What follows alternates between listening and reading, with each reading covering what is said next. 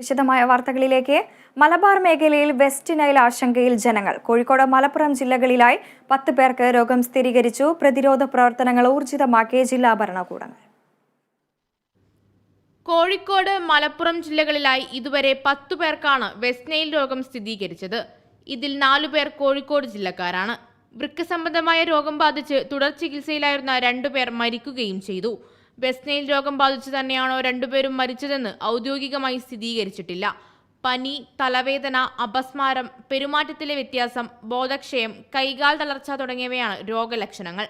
ലക്ഷണങ്ങൾ കാണപ്പെട്ടവരുടെ രക്തം, നട്ടെല്ലിൽ നിന്ന് കുത്തിയെടുത്ത നീര് എന്നിവ മെഡിക്കൽ കോളേജ് മൈക്രോബയോളജി വിഭാഗത്തിലെ ലബോറട്ടറിയിൽ പരിശോധന നടത്തിയപ്പോഴാണ് വെസ്റ്റ് നൈൽ രോഗമാണെന്ന് കണ്ടെത്തിയത്. ശേഷം സ്രവങ്ങൾ പൂനെ നാഷണൽ ഇൻസ്റ്റിറ്റ്യൂട്ട് ഓഫ് വൈറോളജിയിലേക്ക് അയക്കുകയും വെസ്റ്റ് നൈൽ രോഗബാധ സ്ഥിരീകരിക്കുകയുമായിരുന്നു. ക്യുലെക്സ് കൊതുകുകളാണ് രോഗം പടർത്തുന്നതെങ്കിലും മനുഷ്യരിൽ നിന്ന് മനുഷ്യരിലേക്ക് രോഗം പടരില്ല. പ്രതിരോധശേഷി കുറഞ്ഞവരിൽ വെസ്റ്റ് നൈൽ രോഗം കൂടുതൽ അപകടകാരിയാകും. രോഗവ്യാപനത്തിന്റെ ഭാഗമായി ജില്ലാ ഭരണകൂടം പ്രതിരോധ പ്രവർത്തനങ്ങൾ ഊർജിതമാക്കി. Kerala vision news, Kozhikode.